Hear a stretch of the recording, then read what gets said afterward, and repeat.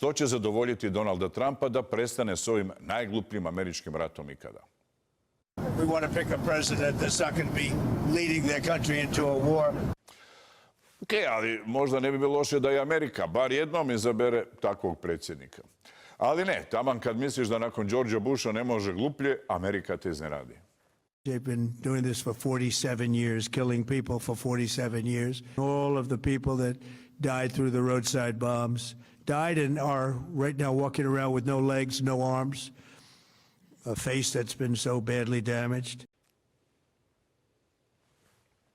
Šta na ovo reći? Čovjek je prebacio igricu. Em su umrli, em tako umrli okolo hodaju, em tako umrli okolo hodaju bez nogu i bez ruku. Dakle, kako to nadmašiti? Kako to ilustrirati? Kako sad foru na to nabaciti? Da su zove koji hodaju okolo bez nogu Iranci ubili ljude koji sad okolo žongliraju bez ruku. Eno ih na semaforu. Ali to je kad toliko silno želiš opravdati svoj glupi rat, da ti se zapletu vijuge u glavi, pa na kraju dobijemo iransku zombi apokalipsu. I to sa zombijima koji okolo hodaju bez ruku i nogu. Ali ok, nikad ne znaš, ako ima jedan zombi koji okolo hoda bez mozga i tako dođe do bijele kuće, možda imaju oni koji hodaju bez nogu. Mislim, uopće nije smiješno, ali kad naranča priča o ratu, to izgleda kao voćna komedija. A stvarno nema nekog velikog razloga za sukob Amerike i Irana. The Ayatollah was a radical cleric. That entire regime is led by radical clerics who don't make geopolitical decisions. Pa da, to i kažem. Iran vode radikalni klerici, baš kao i Ameriku. We are honored to come before your presence today, lifting up the arms of our president. We pray for your continued blessing and favor to rest upon him. We pray for wisdom from heaven to flood his heart, his mind, and Lord, you will guide him in these challenging times that we're facing today. Eto, klerici vamo, klerici stamo, s tim da je ovima u Iranu mnogo teže. Njih i na onom svijetu opet dočeka vlastita žena, a ovi drugi se smrti mogu i iskreno veseliti.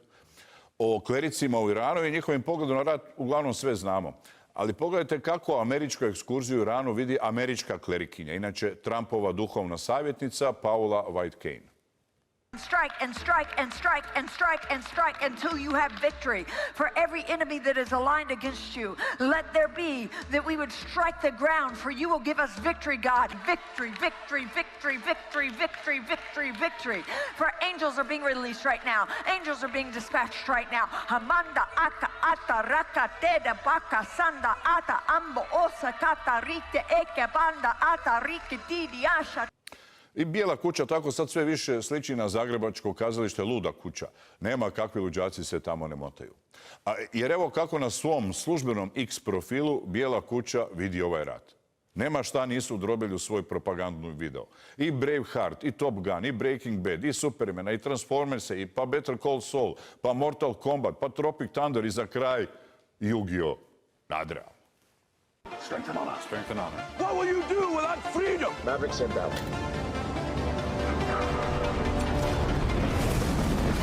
You can't conceive of what I'm capable of. Finishing this fight. Yeah, I'm thinking I'm back. I'm here to fight for truth and justice in the American way. I am the danger. Time to find out. Maximum effort. Here it comes. Now end this. Flawless victory. Ali evo, da, tako Trump i njegovi vide rat kao neki sumanuti akcijski film. Doduše, kad se ratu treba približiti, makar na 300 km od poprišta, Trumpu i familiji, naglo se ravnaju tabani i u peti izrastaju koštani trnovi. Tako se barem narančasti vadio kad je bilo novačenje za Vijetnam. Danas mu je taj koštani trn iz pete valjda već došao do glave. Ali, Bože moj, treba učiti od najboljih. Amerikanci su u svemu najbolji. Pa smo evo pripremili adekvatan propagandni film za Hrvatsko ministarstvo obrane. Nek se nađe ako ne daj Bože zatreba.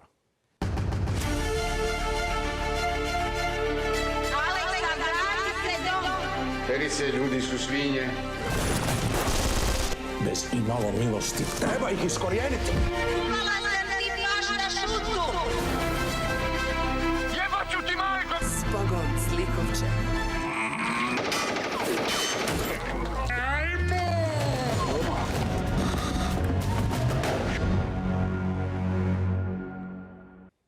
Evo, od ovoga bi se Srbima zatresle gaće, pa makar u njima imali i kineske rakete.